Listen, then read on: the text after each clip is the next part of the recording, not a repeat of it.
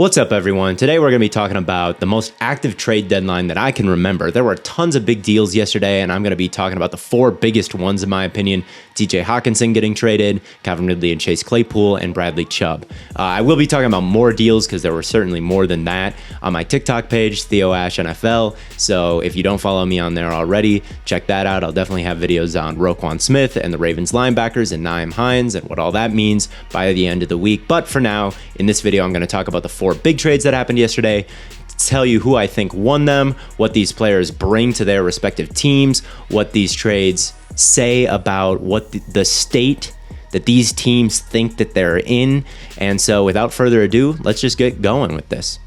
Starting with TJ Hawkinson to the Vikings. When you look at the production from the Vikings tight ends this season, it's pretty easy to see why they made this trade. Let me show you some numbers about the Minnesota Vikings and tight ends, all right? When Minnesota throws to the tight end position, almost 90% of those throws are listed as on target. That's second best in the league behind the Giants, okay? They're giving these tight ends catchable passes, but Minnesota is also dead last in the league with only 5.5 yards per attempt when they throw it to the tight ends. So these tight ends are not doing much with these accurate targets. A big reason for this is Kirk Cousins likes to throw checkdowns to these dudes in the flat. Here it is off a flea flicker. So obviously this is going to be an accurate pass because it goes 5 yards, but they're also 5 yards behind the line of scrimmage. And for this to pick up any yards, you've got Johnny Munt here, who's got to make Kyler Gordon miss in space, which of course he doesn't and gets tackled short of the line of scrimmage. And then literally the very next play, Irv Smith Jr. is going to chip Robert Quinn and then release into the flat. We see Kyler Gordon backpedaling straight backwards, which creates separation for Irv Smith. He catches it, and all he's got to do now is turn and beat Kyler Gordon to the sideline here, but he doesn't have that kind of juice. Easy tackle short of the first down for Kyler. Even if TJ Hawkinson is like a one-for-one Munt replacement, and all they have him doing is chipping and releasing into the flat, he will still be a massive upgrade because of how much better he is at yards after catch. He has been the second best player in the league in terms of picking up more yards than expected after the catch, according to Next Gen Stats. Luckily, I think his role will be much more diverse than that. At least I hope so, because right now the Vikings tight ends are not really important to them. Okay, anything with like a hard break, a slant, a dig, an out route, a corner route, a post route, something with a sharp turn, you don't see Vikings tight ends running a lot of that. It's a lot of flats and like seams, something up the seam, or like a screen, like something like that they'll let him do. And when you watch him try to run a real route, like Irv Smith here is going to try to run a dig, you'll see why they don't really let them do that all that much. It's because they're not that good at it.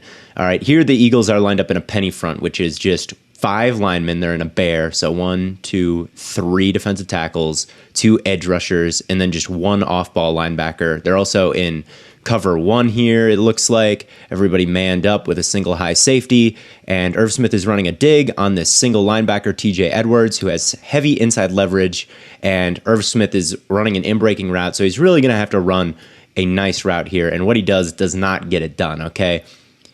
A little bit sluggish coming off the line, I think, and then you see him coming into his break here.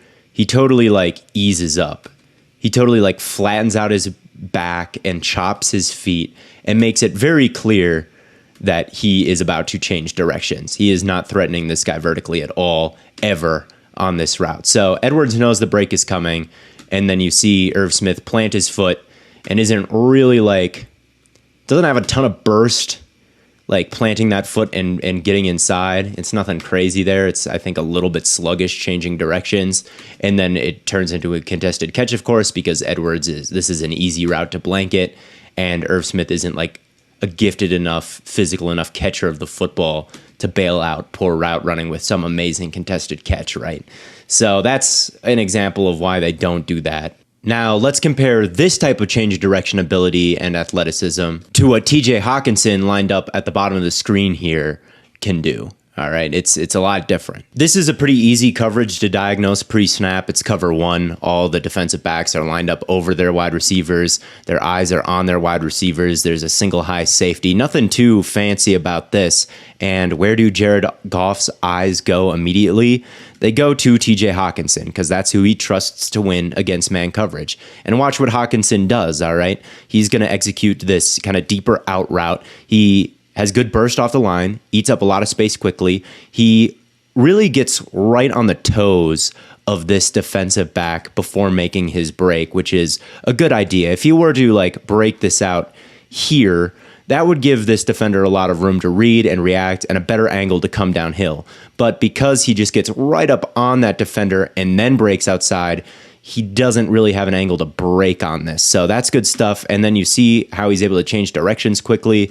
You saw Irv Smith just stutter his feet, like kind of stop moving entirely and then plant his foot and go. Hawkinson is able to like keep his speed up as he rounds this corner and then immediately flattens his route.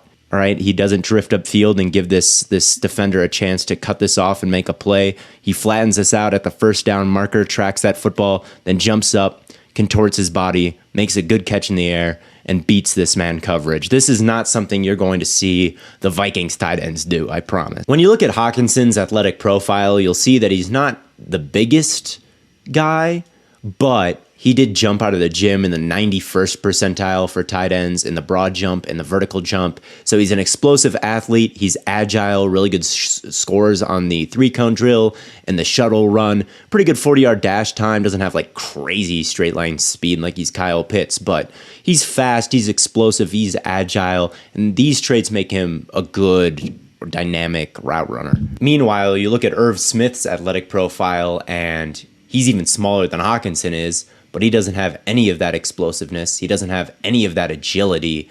So yeah, this is a pretty huge upgrade. And I've talked a lot about how he's better than Irv Smith, but some important context that I haven't even mentioned, Irv Smith might miss the rest of the season. So they've got Johnny Munt at tight end if they didn't make this move, okay? And although Johnny Munt is a player that randomly did good for me in a Madden franchise one time, from what I've seen, he is not the guy you want as tight end 1 on your football team. And overall, this team doesn't just need more juice in the tight end room. It needs more juice in the wide receiving core in general. If you look at what they're doing against man coverage this year, their EPA against man coverage, they are the 3rd worst team in the league in that area, ahead of the Texans and the Jets. That is not good. Even though the Vikings are 6-1 right now, I think it would have been a mistake to be complacent with this offense and not go after another dynamic wide receiver or a receiving threat that can actually beat man coverage, make guys miss, and run away from people. Now they have that, and I think it's really going to unlock this offense and take it to yet another level. W trade, in my opinion, for the Minnesota Vikings. Let's talk about this from the Lions' perspective for a second. Look, if he wasn't in their long-term plans, he wasn't in their long-term plans. Maybe they know he's going to demand a market resetting contract for a tight end and they weren't willing to pay that.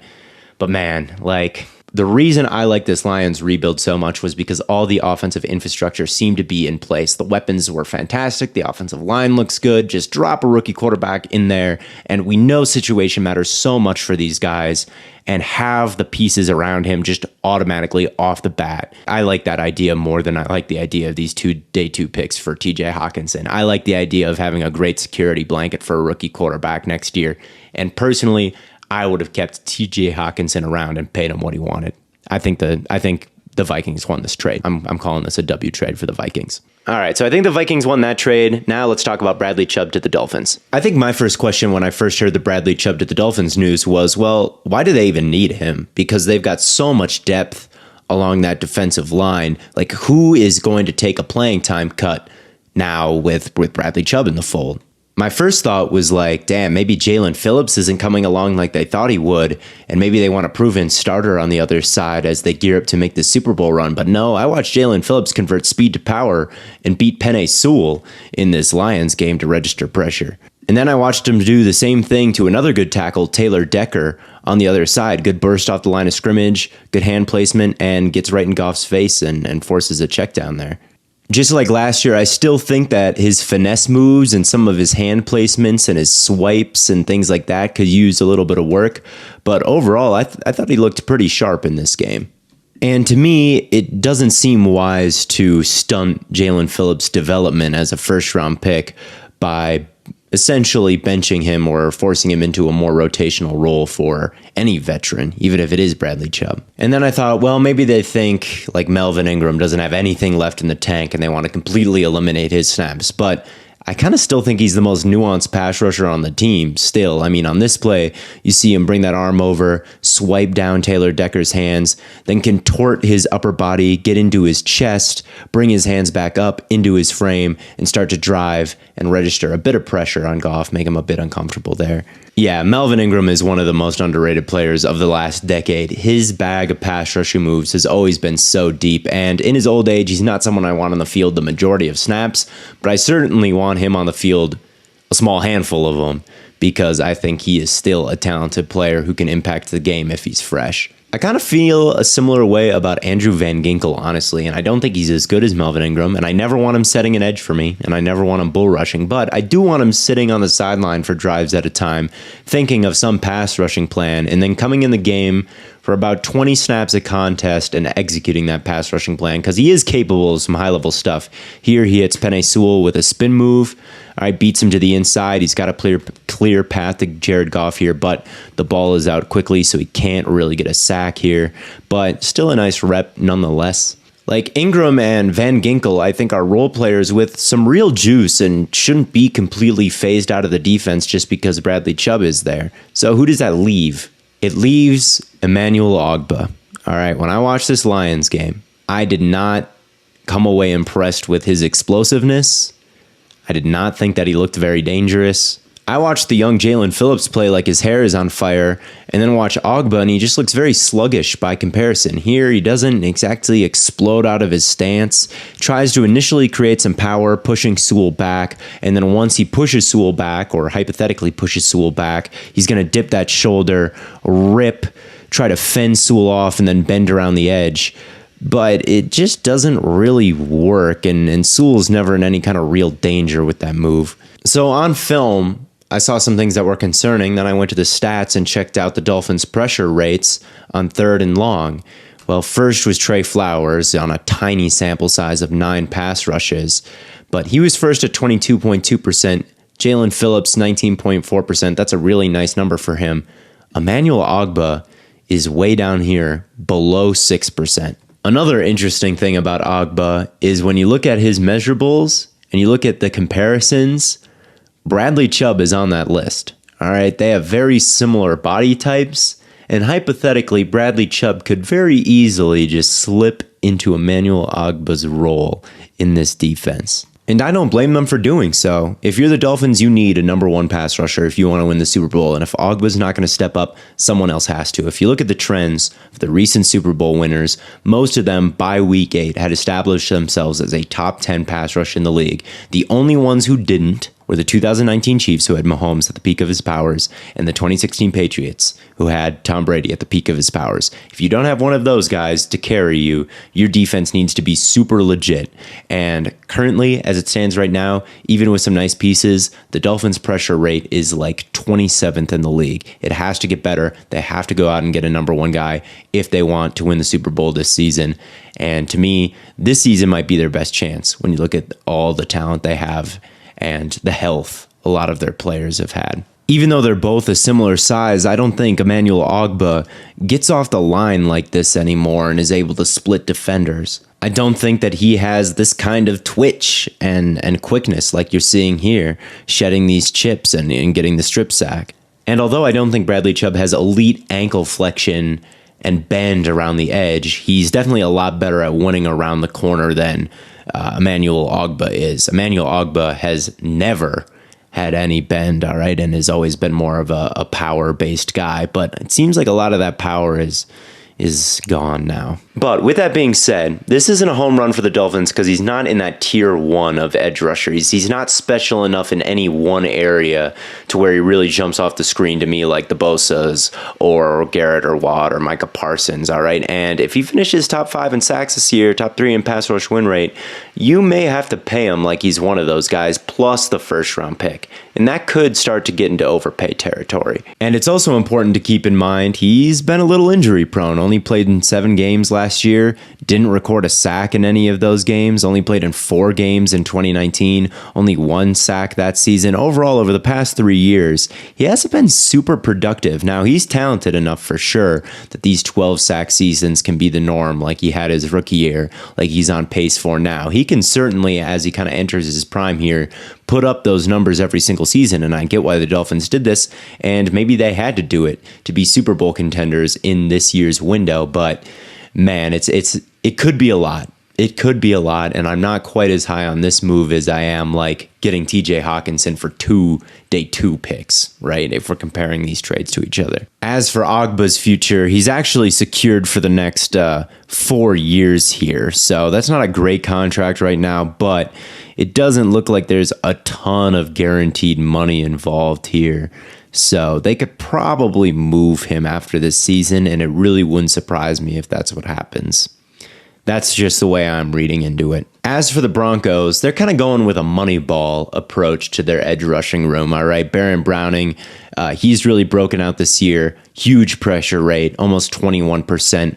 Randy Gregory's hurt, but his pressure rate was really high when he was healthy. Both of these numbers were honestly quite a bit higher than Bradley Chubb's pressure rate. They also just traded for Jacob Martin of the Jets, whose pressure rate is up around 17% right now, which is a good mark for him. So they've got a bunch of intriguing pieces still at edge. Will they be able to keep this efficiency up without the number one guy there to draw some attention?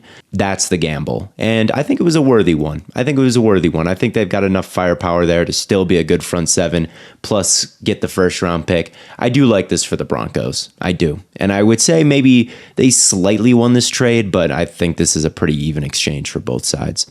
So yeah, I don't have a major winner from that one. If I had to pick one, I'd say Denver, but let's talk about Ridley. Calvin Ridley is just a fascinating wild card. He is a very interesting wide receiver to watch because his style is so extreme. Everything he does is like turned up several notches, if that makes sense. And I think it will after you see this route. Like normal wide receivers running like a slant. Obviously, you want to widen out the leverage of this corner before breaking this inside.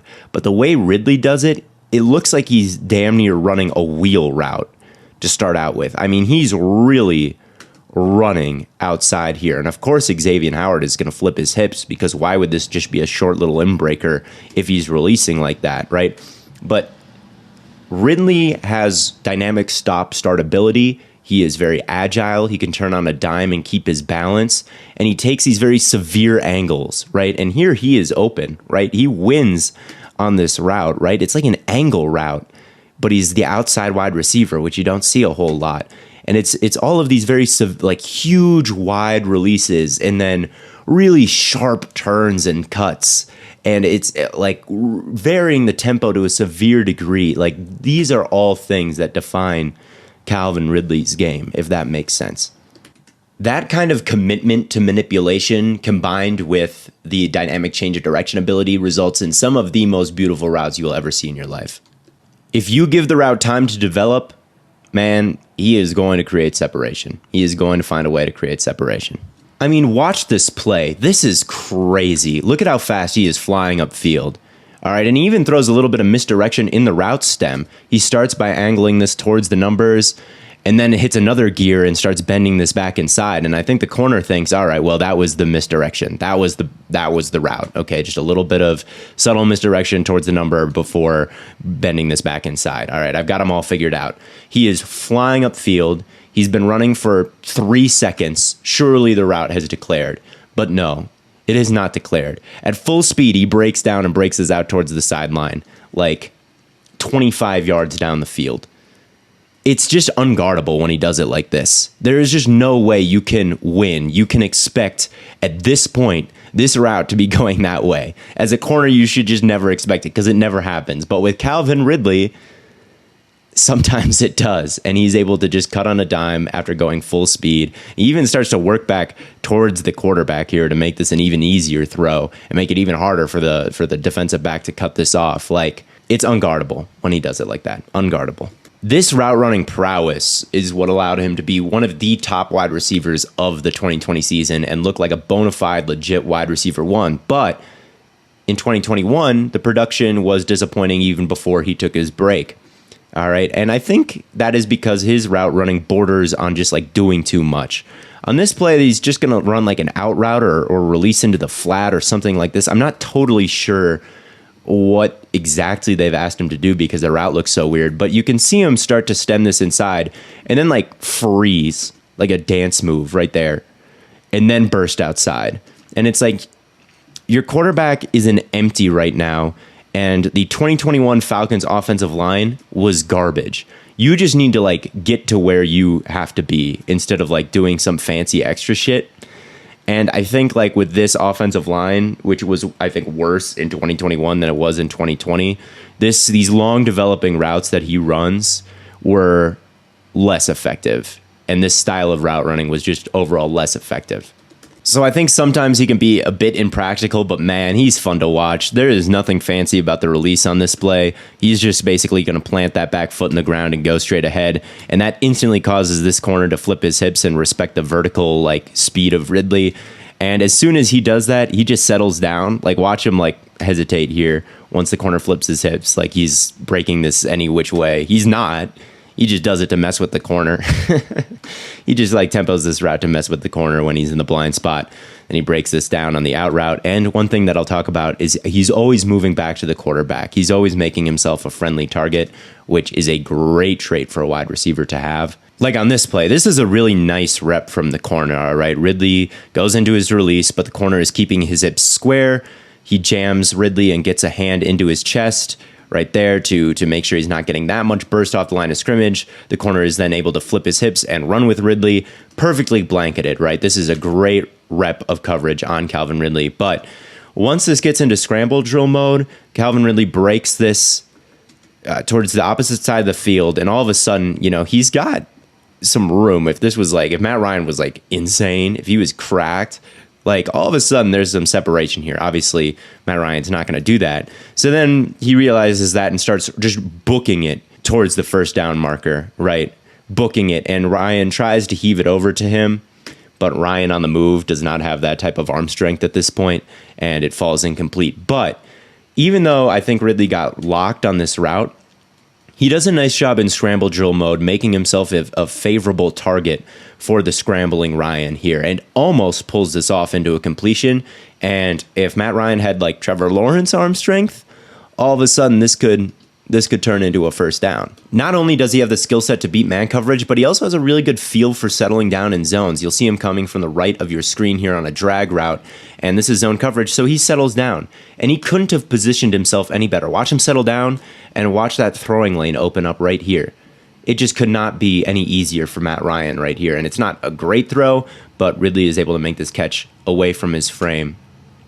And I'm just impressed at like how he settled down right as this throwing lane opens. I think he's a very quarterback friendly target in that way. He's not going to win every 50-50 ball. He's not going to like run through people after the catch. And I think that keeps him from being like a tier 1 wide receiver, but he's pretty close, and I think he can be borderline top 10 again. I just looked it up. I'm not sure what his contested catch rate is in the NFL, but in college, it was 20%, which is pretty terrible. So he's definitely more of a finesse guy than like a power guy.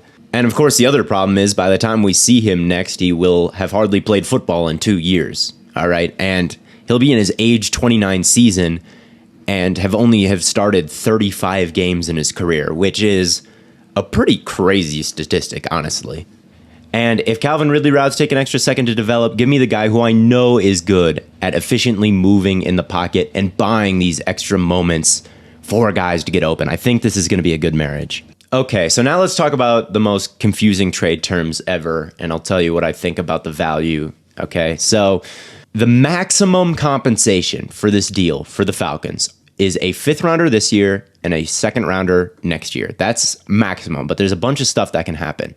Should Ridley be reinstated past a certain date, the 2023 5th round pick will turn into a 6th rounder. So if the Jaguars get him for less time than they think they will get him because of when they're estimating he'll be reinstated, that 5th round pick will turn into a 6th round pick. That makes sense to me.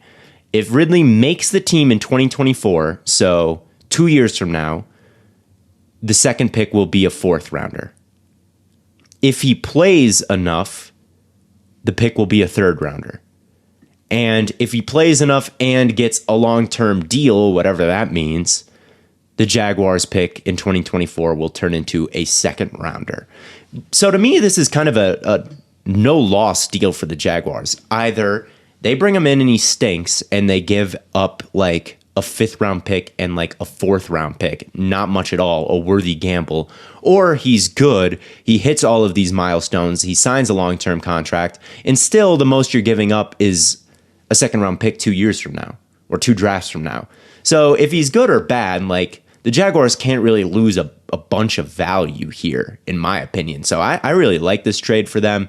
As far as the Falcons go, I mean, I would have liked just the 2nd-round pick, like maybe this year with none of these stipulations. This doesn't really seem like a lot for Calvin Ridley, but I get that he is kind of a dicey situation with all the things surrounding him and how little he's played in his career and his age. So he didn't want to be there, right? Clearly, he took a break and then, got suspended, and it just seemed like this trade was inevitable, which is going to lower his draft value when everyone knows he's not going to be there long term. So I don't know how to feel about this for the Falcons. I really don't, but I like it for the Jaguars. That's what I'll say. And last but not least, let's talk about another wide receiver, Chase Claypool to the Bears.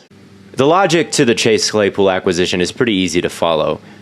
Justin Fields had a very well-deserved reputation as an elite deep ball thrower at Ohio State, but in the NFL, he doesn't really have the wide receivers who can win on those routes like he did at Ohio State. If Velus Jones had a little bit more length to him, maybe he wouldn't have had to dive for this ball, and maybe he would have brought in this perfectly placed Justin Fields deep shot last weekend. But alas, he did not. Other members of the Bears receiving core include Dante Pettis, who is not very big. Then, of course, there's Darnell Mooney, who is one of, if not the smallest wide receivers in the league, and there's some nice things about him. But is he really someone who's going to be consistently good high-pointing a football down the field? No. There's Byron Pringle, who is not tiny. He's probably perfectly average when it comes to wide receiver height, weight, wingspan, if you look at the numbers, but not a massive guy. And then there's N'Keal Harry, who they brought in this offseason, but he has been unavailable, and even when he is available, we know at this point that he's not a useful receiver. I'm a big fan of having diverse body types in a wide receiver room, and the Steelers didn't need to add Chase Claypool specifically, but they needed to add someone a lot like him, all right? And a lot of people will tell you that Chase Claypool stinks, he's garbage, they hate him. A lot of Steelers fans think that he was worthless and sabotaging the team, but this is really not true, all right? He has his warts, and I'll get into those, but the dude is capable and pretty frequently has held on to some insane catches. He has made some extremely acrobatic plays. On this play, he's up against Tre'Davious White, a very good corner. Tre'Davious White has his hands in between Claypool's hands just like he's supposed to, so he can rip through and knock the ball out. And he tries to do that, but Claypool's grip strength is too much. All right, he holds onto it through the ground, and like the Bears do not. The Bears do not have anyone who is winning a ball like this currently on their roster. I'll tell you that much. Fields is not exactly a pinpoint accurate thrower of the football at this point, so let's go out and get a guy who can fall backwards, reach out his hand, and pluck a ball like this out of the air to make the catch.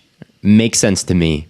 It makes sense in my head. And you can see in this video that his change of direction ability isn't anything like eye-popping from a wide receiver. It's a weakness, but he has his strengths. So I think Claypool's strengths line up with Fields' strengths. A lot of people thought the Packers should be in on Claypool, but to me, that's not a natural fit because Aaron Rodgers is looking for a wide receiver who doesn't make any mental mistakes, right? Looking for someone super reliable. To me, that's not Claypool. Justin Fields is just looking for a playmaker. That's Claypool. So I like the fit in Chicago more than I like the fit in Green Bay. And Claypool is prone to mental mistakes and inconsistencies, all right? Some of his criticism is valid. Like on this play, this guy, this safety is like 5'9", LaMarcus Joyner. Claypool is so much bigger than him. Go up there and high point this thing. But no, he is going to let it come down and try to catch it at his face mask here. Like he, in my opinion, is capable of making that play higher up above the rim and prevent this safety from making a play on the ball. And that resulted in Kenny Pickett's first pick of the year. Now, this is not a huge, amazing throw from Kenny Pickett. It's a little bit underthrown. But at the same time, Claypool could do a better job. at times when it comes to the aggressiveness and playing the ball in the air. I'm realizing now that Chase Claypool is just the inverse Calvin Ridley. Everything that Calvin Ridley is good at, that's a weakness for Chase Claypool, and vice versa. Like that catch that I showed earlier from this game, went up the sideline, a great catch, athletic, acrobatic catch. Calvin Ridley's not doing that, but Calvin Ridley's also not doing this. So the Bears have outside leverage here, and this is a slant route for Chase Claypool. It should be a free touchdown, but he needs to hold his line here. He needs to just keep going straight ahead, stay in front of Kindle Vildor. But what he does instead is drift upfield towards the goal line. And that allows a path for Vildor, the corner, to cut in front of him and make a play on this ball. He had to hold his line here. He did not. It resulted in a pass breakup. And one thing that always impressed me about Ridley, which I talked about in the video, like he always comes back. He always makes himself a quarterback-friendly target. Claypool still needs to work on something like that, but still a very useful player in my opinion. Now, I like Claypool a decent amount, but I definitely like Ridley more. Even though he hasn't played in a while, I definitely like Ridley more. And the Bears gave up a second-round pick, their own second-round pick for Chase Claypool. The Jaguars gave up a potential second-rounder next year and a potential fifth, maybe sixth rounder this year. So the Bears really gave up more for Chase Claypool than the Jaguars did for Calvin Ridley, a better player. And when you view it through that lens, it's a little bit tough to say, oh, this is a slam dunk trade for the Bears. In fact, I lean saying that the Steelers won this trade because George Pickens is good and perhaps better at a lot of the things that Chase Claypool is good at, and they're so good at developing wide receivers. I have no doubt they can find another Chase Claypool in the draft. I think my theory about this trade is that Ryan Poles wants to evaluate Fields very critically in the second half of this season, and he needs a real wide receiving core to do that. I'm not totally convinced that Ryan Poles in this Chicago front office views Justin Fields, who they did not draft, as their long-term franchise quarterback, because they don't really trust him to throw the ball. They're only attempting passes on 40% of their offensive plays. The Bears have only completed 94 passes so far this season. That is the lowest that I can find in this database from Sports Info Solutions that goes back to 2015, all right? They just are not letting Fields throw, okay? That raises some concerns with me concerning how they view him and how they evaluate him going forward. I think that there's a chance that a couple games into this season, they looked at Fields and said, yeah, this isn't working. But he's had a bit of a renaissance over these past couple games. Nothing too crazy, but he's been playing better. So I think they got him Chase to make the evaluation fair with real wide receivers over the second half of the season. I think they are going to pass it more now, and they're going to see if Fields passes that test. Currently, the Bears are the fourth worst team in football when it comes to EPA per passing attempt, and they have the highest bust percentage in the passing game. And what basically that means is the percentage of disaster plays. And that's currently at like 23%. That is much too high, and any quarterback piloting this offense isn't necessarily safe. And I'm not saying that they should move on or that I predict they will move on. I just think part of this deal has to do with fairly evaluating Fields to see if moving on should be on the table. I think that has crossed their minds. But it does make sense from a couple different perspectives because it does fit Fields' skill set well, I think. So it's not the greatest trade in the world for the Bears. I do think you can find Chase Claypools in the second round. Like I said, the Steelers, I'm almost sure, will just develop one like they always do. But it's also not a horrible trade. And I always think like getting a young quarterback, a real weapon, is never a bad idea. It's never a bad idea. So that's where I'm at with that. I do think the Steelers got good value for Claypool out of this. I'll say that. I think they won the trade if I had to pick one. But all of these trades have been pretty fair, I think. No one got fleeced yesterday. That's where I'm at. So I'm sorry if you want me to just come out here and say like, oh my, everyone should be fired. I don't have that hot take in me after yesterday, but yeah, it was an interesting day. It was fun. It was fun to break these guys down. I hope you enjoyed it. Let me know if you agree or disagree with any of my takes or have anything to add in the comments. Video ideas for next week. And of course, as always, I'll be back next Wednesday with another film review. See you then.